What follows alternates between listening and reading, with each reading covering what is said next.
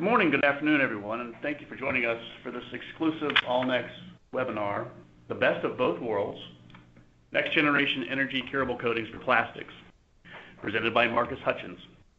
I'm Bill Bryant, allnex's new Product Development Manager for North America, and will be your host during this webinar.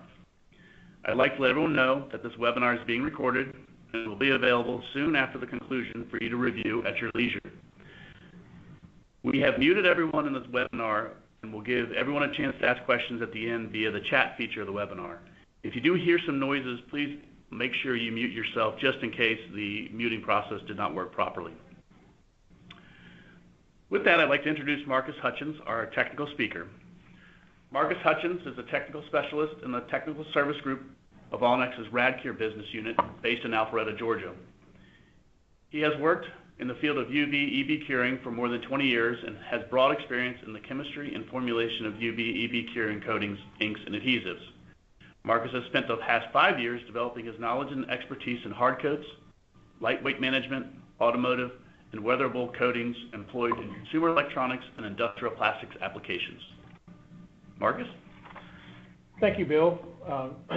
Thank everyone for taking time out of their schedule today and joining us for this webinar on the best of both worlds, next generation energy-curable coatings for plastics. In this presentation, we're going to look at one of the growing needs in the market that we are seeing now is that a need for more performance products for plastics used in automotive applications. And today we're going to look at why look at UV for this for automotive plastics, and then we're going to look at the current technology, the process comparisons, the challenges of UV, and then some technology process comparisons of the next generation products, followed by some concept designs that allowed us to develop the next generation coatings, and then some product designs that originated from the concept designs that are available commercially today. And then we'll wrap everything up. So why UV? UV has been used for a number of years in automotive applications, in particular for lighting applications, and that's because it gives you the performance of the scratch resistance, abrasion resistance, stain resistance that you need, and then it can give you good weathability as well. You know, one of the advantages of UV has been the significant reduction of VOCs. A lot of times in these applications, you can formulate them to have literally no VOCs. Typically, though, for plastics, you typically apply not a solvent because of the application constraints that you're faced with. But we do have new technology that sort of addresses this that we won't be talking about today, but may be worthwhile to have a discussion with us later on, contacting us later on to have discussions about some new technologies regarding that. And productivity, because you don't need hours, you don't need minutes, you just need milliseconds to get these materials to cure, so you get high productivity with these, very efficient cure with that. And then because typically there's a low heat buildup, it gives you some substrate versatility so that you don't have to, you know, these low temperature substrates or these thinner substrates.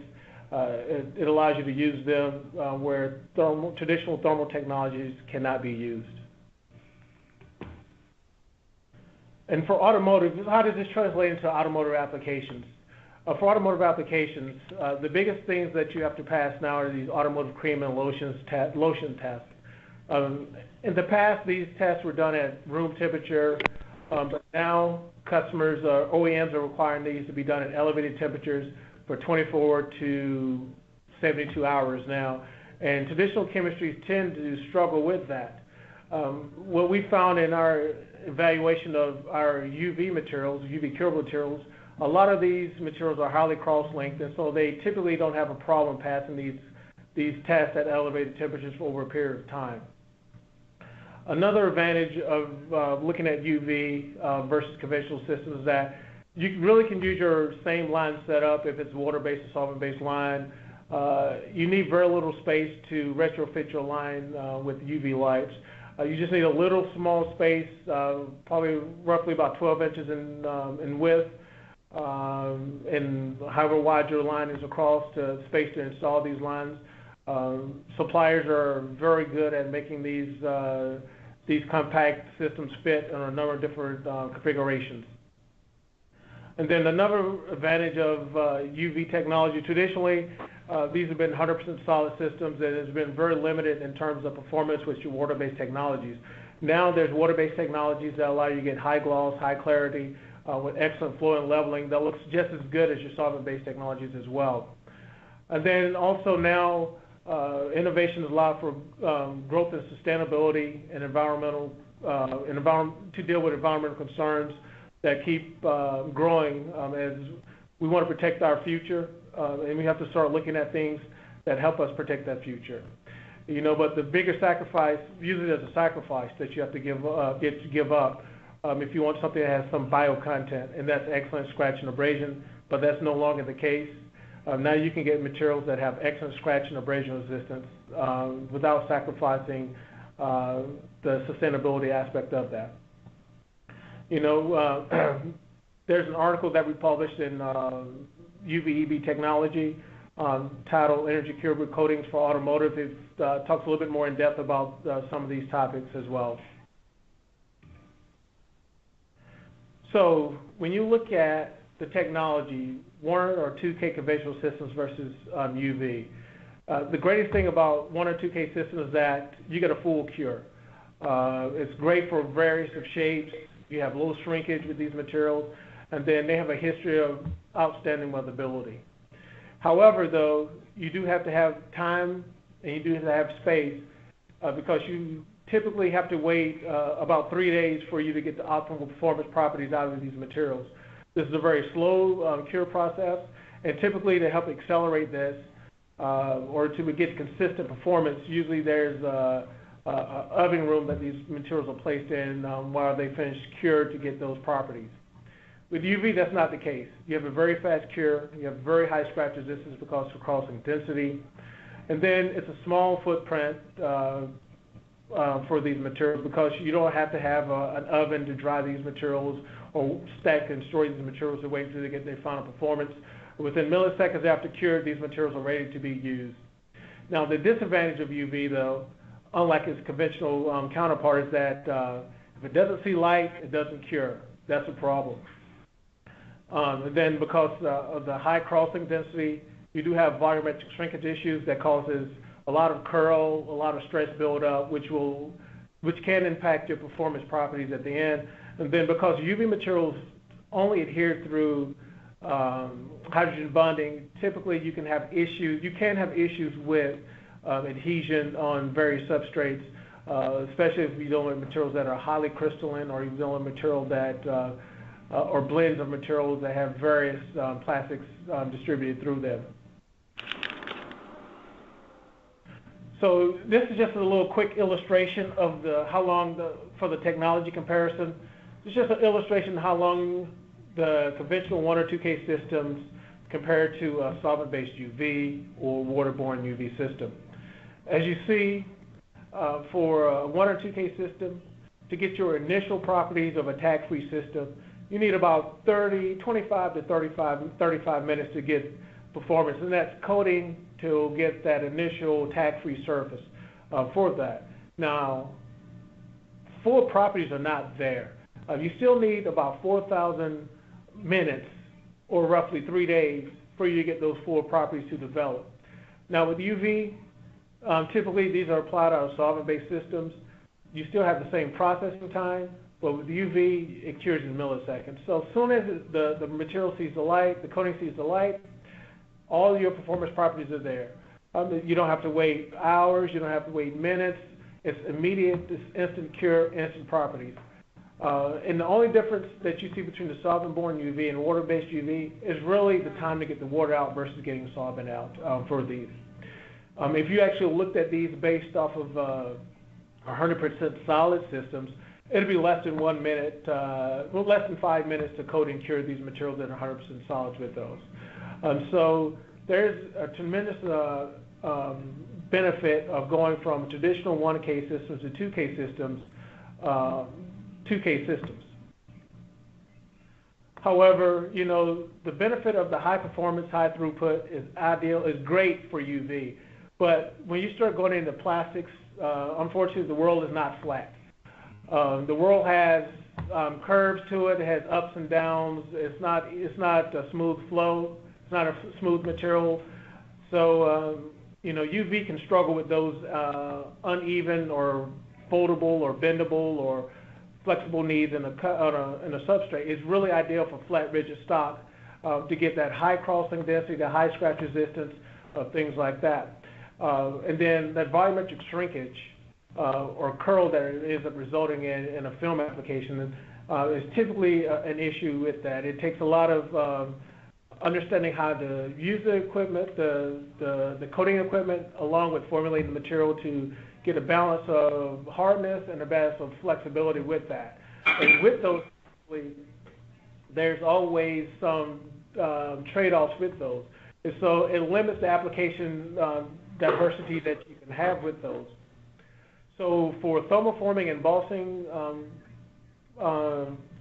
applications, you typically are very limited in what you have to select for that. Typically, the thermoforming UV is typically some high elongation material that has low crossing density, so it has poor chemical resistance, it has poor scratch resistance, and so it's really limited what you can use it in. In automotive coatings, they want all of that, plus they want to be very chemical resistant, they want to be very scratch resistant, they want to be very abrasion resistant, they want to have a very robust coating to deal with all the different, the more challenging environments that the cars are experiencing every day. If you have kids, you definitely understand this. And then because now with more and more metals being replaced by plastics, now you have a variety of different plastics that are being used in automotive as well. And so having robust adhesion is a problem with UV systems. It's something that you really have to formulate for each plastic for that. And that's, like I mentioned earlier, the issue is that you don't have anything that chemically adheres to a substrate like a 1 or 2K system where you have an NCO material to do so. And then for high scratch resistant coatings, weathability is a concern for that. And that's just because the kinetics of the cure. For high scratch resistant coatings, you typically have an issue with excess double bonds remaining in the system after cure, plus the rapid cure means that you also have excess photoinitiator. These materials typically have a low TG. You put them on exposure, and they start to react, and you see micro cracking in those coatings. And so when we sat down with this, as a group, R&D group, we said, how can we take advantage of the intrinsic value of UV-curable and get the robust performance of conventional chemistries into one system?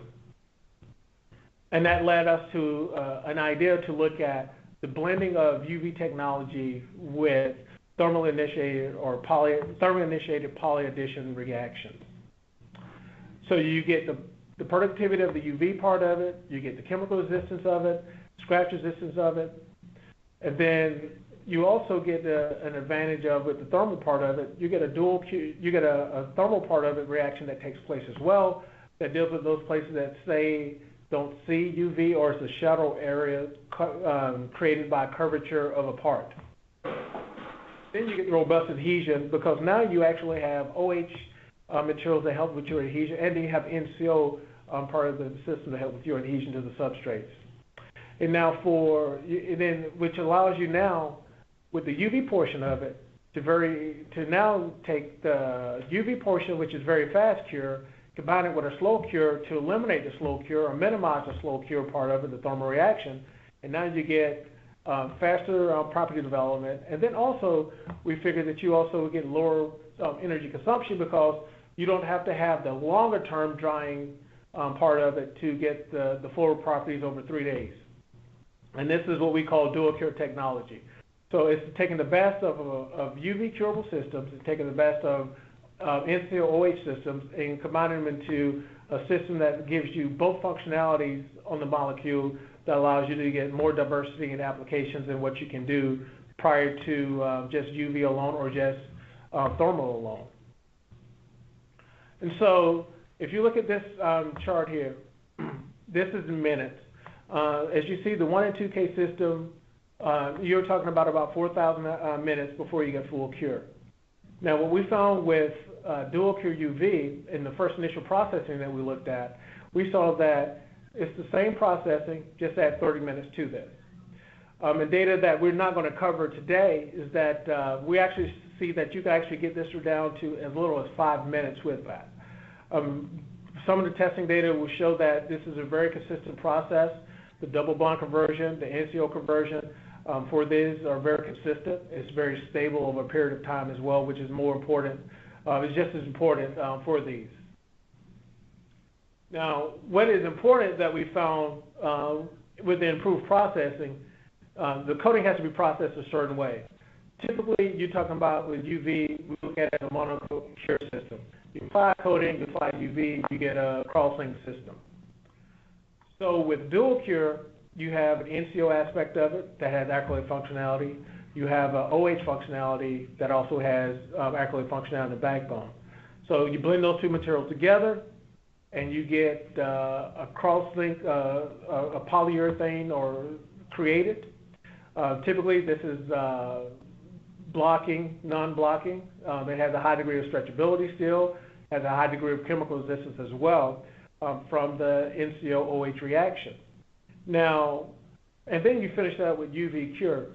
Now, it's important that you do this a particular way to get the optimal performance out of these. And the reason why is if you did the UV first, it's very hard for that NCO and OH to get together once you do the cross-linking first. And so that limits your NCO conversion, NCO-OH conversion in that. And so you typically get a softer film. You don't get the high scratch resistance that you typically would see if you were able to do the thermal followed by the UV portion of the system. And so what we did looking at this, we looked at accelerated weathering because for automotive, weatherability is always a key function of anything. And there's always the goal to create something that has better weatherability, and so we wanted to look at that. Based on the processing also, we wanted to make sure that what we created after the thermal conditioning part of it was tack-free, and we looked at that as well. And we looked at adhesion on several substrates. We looked at stillable scratch, which is a test that we use a lot in UV coatings for automotive and to determine how hard the surface is. And then we looked at some newer tests like the Erickson pen for gouge testing and Tabor-Haze numbers.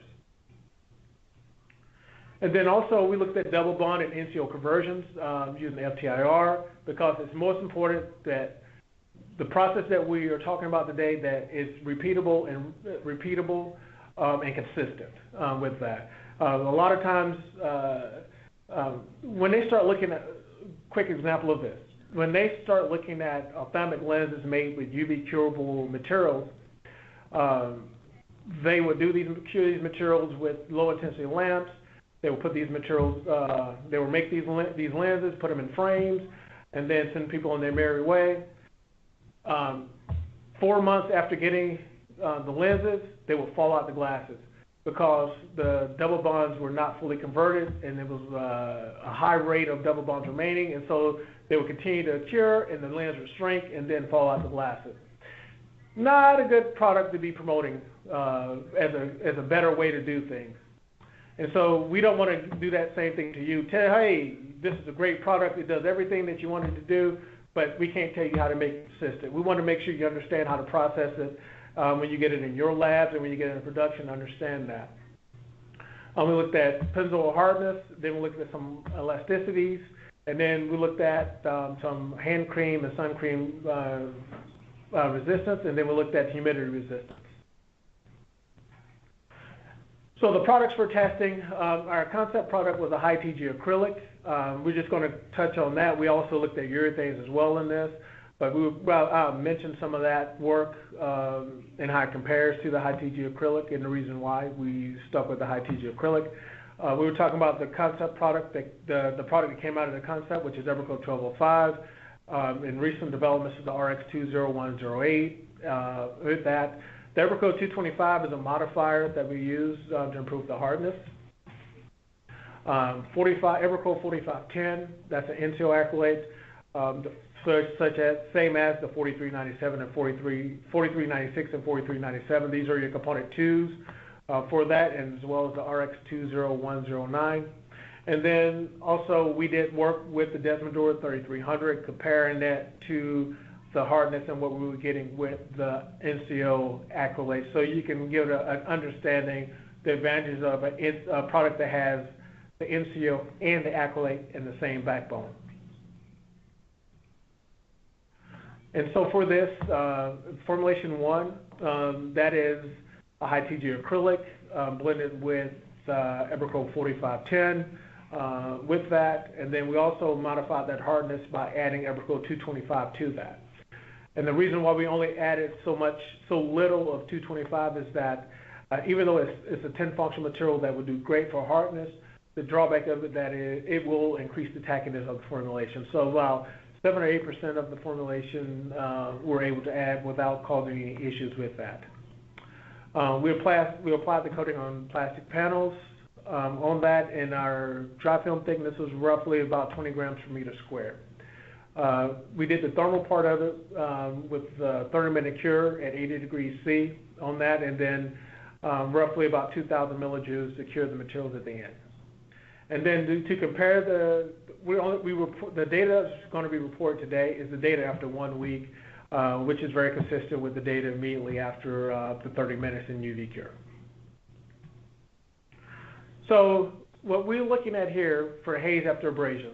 So one of the things the concept we would like to replace is Abrasion 1290 as a next generation product. 1290 is used a lot in forward lighting applications. It's been around in that market for over 20 years. It has a time-tested performance in that market. Low haze after abrasion, high chemical resistance, high chip resistance with that. However, next generation better weathability for that. And that's what this product struggles with. So if you look at the high TG acrylic and Abrasion 4510, if you look at the high TG acrylic, as you see, it's a very soft material if it's just thermally cured with that. If you look at the high TG acrylic blended with 4510, the 4510 actually makes it softer, so it makes the haze after abrasion numbers even worse. Now, if you look at the high TG acrylic, 4510 thermal plus UV, now you see a significant improvement in performance. This is our first concept product, and as you see, we saw very significant improvements or very comparable values as the 1290. So the dark blue that you're looking at the bottom of each grouping of columns is the 100 cycles numbers. Okay, it is a little higher than 1290. However, it is within the specifications of most OEMs that they're looking for typically, which is less than 12% haze. Now you start looking at 300 cycles, which is somewhat going to the next step of what customers are looking for, OEMs are looking for in terms of performance. As you see now, it's actually better than the 1290, which is a very big plus for us. Now, when you start getting into the 500 cycles, which is the goal now, is 500 to 1,000 cycles, as you see, the haze numbers on this concept product is very low compared to the 1290 now. It's a significant improvement in that. This is very noteworthy at this stage for us. In beta customer testing, and they've seen the same positive performance with that. Now, you probably say, so why you're seeing such an improvement with that? The reason why in that is the low stress buildup that you have with dual cure coatings versus standard UV coatings with that. And I will show you some data, a slide a little bit later that will show you that lower stress buildup compared to traditional 1290. And so, like we said before, we want to make sure that what you're putting out today is the same today or tomorrow. If you roll it up, ship it off somewhere to do processing otherwise before it's UV cured, we want to make sure that coating is the same. And as you see here, after 1 week, the haze numbers are quite low. If you go back to the previous slide, they're aligned with that as well. The haze at 100 cycles, 200 cycles, 300 or 500 cycles is very consistent immediately after cure, and then 1 week, or then processing for 2 days at 60 degrees C. There's very little change with that. Now, what you're seeing between the 5 minute, the 5 meters per minute, 5 meters per minute versus 10 meters per minute is just cure dosage. So the 2 at 5, of course, is more energy, so you get a slightly harder product, and so you do see a slight drop off well, actually, you don't see a slight drop off on the UV without the 225. You do see an improvement when you modify with Evercoat 225, where you get a higher double bond conversion for that. And so you result in a higher functionality system, lower haze of abrasion resistance with that at the 2 at 10, with the more energy density being provided. So you're looking at double bond conversion on this. As you see, the double bond conversion is very consistent between initial and then at 2 weeks. Then you also see processing the material with more energy density. You do see a small percentage of that's taken. You see about a 3 to 5% difference because you're locking that system in, and so you don't see that much conversion of the NCO to OH, which we were talking about earlier about the processing. So if you actually did the full UV first and then tried to do the thermal part of it for the NCO OH reaction, you'll probably see only about 50% or 60% of that double bond conversion there. And so when you look at the Evercoat 225, you see lower double bond conversion and lower conversion overall in general for both, and that's because the system's just more tightly cross-linked with the Evercoat 225, which is a 10 functional material. And so if you're looking at stain resistance, which is important as well, compared to Evercoat 1290, which is an industry standard for hard coats, the stain resistance is very good, in part for the dual cure systems. They're very comparable with the 1290 system. And adding 225 really does not improve the stain resistance overall. It has little effect on that. Now, increasing the cure speed is very important. As you see, if you don't get a high enough double bond conversion, you do see less stain resistance, which is typical for any UV system when you're talking about stain resistance in UV. So as I mentioned before about stress buildup, typically with highly functional materials like Evercoat 1290, you see a lot of curl upon cure with these materials. And this is just a 4x4 section coating applied to a 4x4 piece of PET. PET. The substrate is then measured for curl from edge to edge around, and the average is given. So as you see with 1290, you're looking at about 1.2 millimeters of curl. But once you start looking at a thermally cured system, a thermal system with the UV system, the dual cure system, as you see, it's very, very low compared to it. It's almost non-existent for that. So you don't have the same stress buildup, but you have very similar performance as dual cure. And so just moving along to weathability. As you see, as we all know, acrylics typically have good weathability on those, and it shows on the accelerated weathability portion of this of the testing. If you look at traditional products like Evercoat 1290 in green versus just a thermally cured acrylic, please note that the thermally cured acrylic, we did not cross-link the acrylic with, like, say, a Desmondor 3300, so you do have free OHs there, which is affecting the overall weathability of it. Keep that in mind. But with the dual cure systems, you see a significant improvement in weathability. Typically, with the 1290 type chemistries, if they're more than 80% of the formulation, without light stabilizers, you see some type of cracking at 500 hours, and then gloss typically falls on it. As you can see, it falls off drastically at 750 due to micro cracking. So with the dual cure systems, you don't see any type of cracking, nor do you see any type of gloss failure all the way out to 3,500 hours with this technology. Actually, the panels that we applied these materials on fell before the coating fell, and they had a bigger influence on the color change than anything else with that. So you see very good performance and weathability. You see lower shrinkage with that, and then you get performance that's equivalent to, say, your higher functional acrylated systems. So this led us to the development of our first commercial product. I should say our first commercial product into this arena, but the one that we found to get the best balance of properties and performance on the mark that we found out that we published, and that's Evercool 1205. As talked about earlier, it's an acrylic system. It has an OH value, I think, of roughly 75 on that.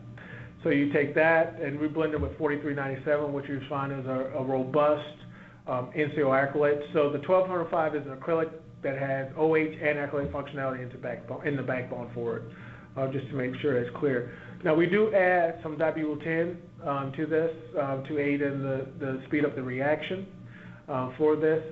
Without the 10 catalyst, you get an 8-hour power life. Well, you still get an 8-hour power life at 200 parts per million, but it's a little bit longer if you don't add catalyst with that. But I guess that's one of the drawbacks of the dual cure technology, is that you still have a pot life issue for that.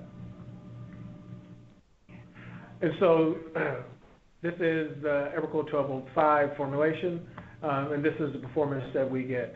The pencil hardness is a little softer than it is on the 1290. However, all the other performance numbers are right on par with the 1290 in terms of scratch and abrasion numbers for that. What you will see as well is that the excellent adhesion that you get with these materials. Typically, as you see with the plastics, adhesion varies with the 1290, and that's applying the 1290 out of solvent. So the solvent does help with some of that, helps to get you some adhesion sometimes. But in this case, it's not a very robust process to get adhesion. So you really have to formulate these materials to have adhesion. Now with the 1205 dual cure based system, you get very good adhesion on a lot of different plastic substrates that are used in automotive, ABS, ABS-PC, and PC itself. With that, also we didn't show it here, but on PET weld adhesion is typically pretty good. Now, one of the things that you would see is that with the 1205 versus the initial acrylic is that there's a small trade-off in terms of high surface hardness, which you see in the Pennzoil hardness testing, is that you don't get the same steel wool scratch. With 1290, you're going to get 100 rubs. With this material, you're going to get 4 rubs. The goal is always 5, so it's a little softer in that area. But overall, the other materials the other performance properties, really on par with the 1290 chemistry. And again, this is just sustained numbers of it. As we saw before, it's still 4.8 with our commercial material versus the 1290, which is all 5. So it's on par for that. So there's some formulating tricks that I'm pretty sure that we all know that we can help improve that mustard and iodine testing. And so this is some of the versatility that you get with, say, a dual cure technology, and that's some formability out of these materials. So sorry if the picture's a little poor, but that's actually a car that has been this product has been thermal around. So we applied the material to the polycarbonate, and then we've flashed the solvent off, we let it bake for 30 minutes, and then we cured the material. Then we formed the material, then we went back and UV cured the material. After the thermal part of it, it was tack-free. It had good scratch and abrasion resistance after the thermal part of it. And then we formed it, and then we UV cured it. After that, we saw the scratch resistant numbers consistent with what we've seen with the dual cure materials. With the standard 1290 materials, I'm sorry, with that. We also did this with a shorter processing time of 5 minutes as well.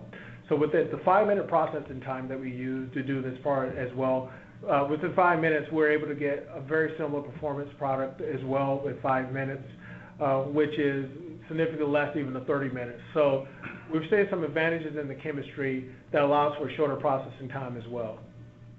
Now, when you start looking at gloss retention, as you see, very little gloss drop off with that. There's no real visual distortion seen with this.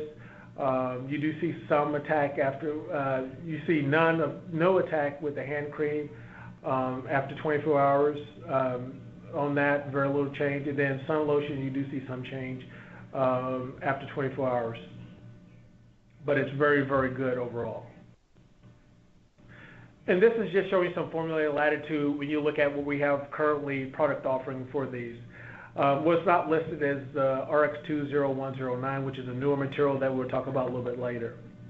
As you see, if you look at, if you want to improve hardness, surface hardness, you go from the 4396 to the Abrasion 4510, which has lower NCO content but higher acrylated content for that. So you get a higher surface hardness with that, and which is close to the performance of 1290 itself. So just switching one product to the next can really drastically improve your hardness of your coating as well. And then also remember, even though you're improving the hardness of the coating, you also still maintain the versatility of being able to do some slight thermal forming and then some embossing of that coating as well. So we saw that there were some limitations with the Abrasion 1205. 1205 was great for hardness. It was great for getting us, our foot in the door, as they say, with that. Now we said, okay, how can we take this to another, take this even further and create a real application diversity here? So one of the biggest things that's out in the market that we keep seeing a lot of is a need for materials that are thermoformable, has a lot of thermoformability. When we talk about high thermoformability, we're talking about 200% of type of elongation before cure or after cure in many cases. We looked around and we said that we looked at some different chemistries, and we settled on the RX2018. If you look at the RX2018, you can actually get some really, really good formability out of this material compared to the standard at the bottom, dual cure based off of like 1205 technology, which is cracking, and that's like a 2-inch tall shape on that. But as you see with the new thermoformer binder, we get excellent elongation, excellent thinning as well. If you look at the grid, you can see a lot of stretching and get an idea how much thinning that we're having with this material. And the beauty of this is that you get all those properties, and you also get good performance properties out of this. It gives you excellent chemical resistance in terms of sun cream and hand lotion. It gives you excellent cross-hatch adhesion, and then even at the thermal saccharic, it still gives you very good cross-hatch adhesion as well. And then as you see, the taper haze numbers are slightly higher for these, but it's on par with the 1205. Now, what is not shown here is that it is a little softer overall compared to 1290. So the piezo hardness numbers do look comparable to the 1290, but it is a little softer overall than the 1290. But everything else looks pretty good. So in conclusion of this, dual cure technology is a great answer for plastics and automotive interior applications. It allows you to get a robust system that provides excellent scratch and chemical resistance. And it works great for thinner substrates compared to conventional UV systems today. And then also it gives you very good chemical resistance and scratch resistance compared to conventional 1 and 2K systems. A lot of this chemistry that we're offering today is tag-free at the thermal stages and offer various degrees of flexibility and elongation that allows you to do a variety of applications in terms of forming, cutting, scratch-resistant hard coats, and weathable systems. They're great for consoles, dashboards, door panels, instrument panels. Like I said before, great for IMD applications and mold decorating applications, thermoforming, and hard coat applications. And this is just the product mix here that we've been talking about today. We didn't talk about some of the urethanes like Abrasion 8209. Just a real quick note that we found with urethane technology, it tends to be more tacky and softer. That's why we tend to went with the acrylic system. TGs also tend to be a little bit lower as well, which affects that tackiness at doing high temperature thermoforming applications with that. I'd like to thank everyone for taking time out of their day to listen to our webinar. We'll open the floor up for questions. Great, thank you, Marcus. And we If you have a question, go ahead and put it into the chat feature there and go ahead and ask away. We don't have a question yet, but I encourage you to do so. I'll actually ask you a question, Marcus, to kind of get things rolling here. You had mentioned that the UV systems alone suffer from shrinkage, and that low shrinking is observed in dual cure systems. What might one do to minimize shrinkage even more if that's critical? So for UV, shrinkage is typically controlled by lower functional materials, which creates a trade-off. And you typically lose chemical resistance and or scratch resistance when you do that. So it's a fine balancing process with that, which sometimes limit where you can use these materials that require very stringent performance protocols. With dual cure, it's simply just really changing out the OH functionality part of it a lot of times, or even changing the NCO acrylate out as well. So if you go with, say, Abrasion 4510, 4510 with, say, Abrasion 1205, okay, you get a higher scratch resistance, higher chemical resistance with that. You do get a small trade-off of flexibility in those cases, but it's not much. It's much more negotiable compared to traditional systems, traditional trade-offs that you can see with that. Okay, excellent. Don't see any questions. I got one more for you. How's that? One of the disadvantages mentioned for using Abrasion 1205 is the requirement for process control. How does that compare to conventional thermal systems? Well, conventional systems as well, you have to have it's a thermal reaction. It's an NCO-OH reaction.